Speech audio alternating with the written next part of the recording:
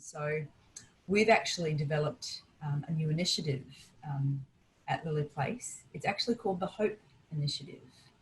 And HOPE is an acronym that stands for helping other people because everyone deserves to feel better.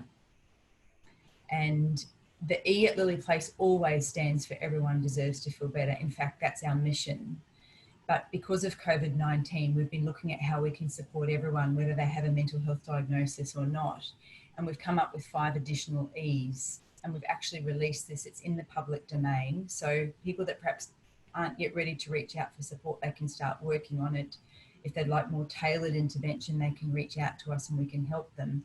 And those 5 additional E's of hope are to look at caring for yourself and your mental health because it's essential, to look to ways to energize, to then look at our engagement, our connectedness. And I think we're realizing just how important that is if we perhaps underestimated that in the past.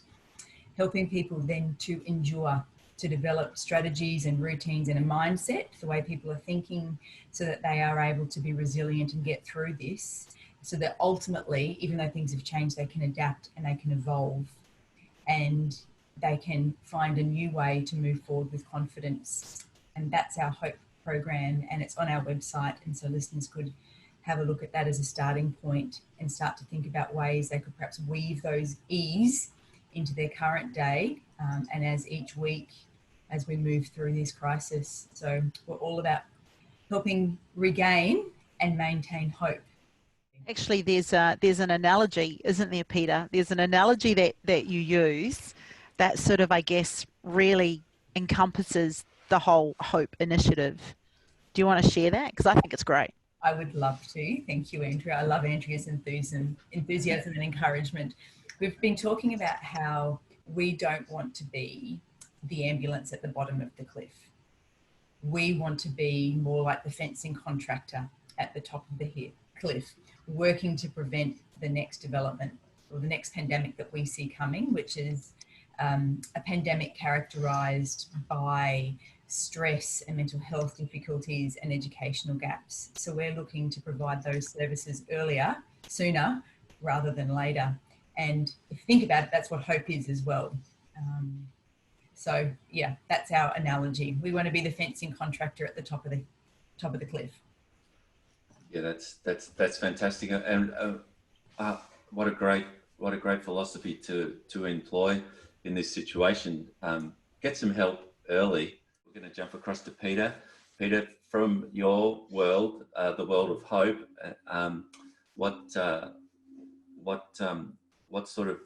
where can people not just survive but thrive through this?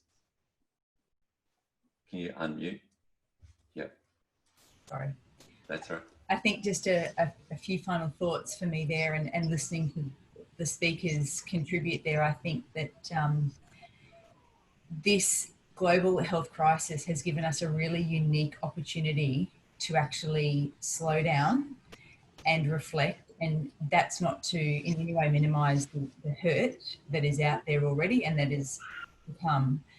But I hear people talking a lot about going back to normal, and I actually feel a little bit concerned about that. I think the opportunity we have at the moment is not even about a new normal, but it's being really conscious about what we choose to do and take with us going forward and what we consciously leave behind.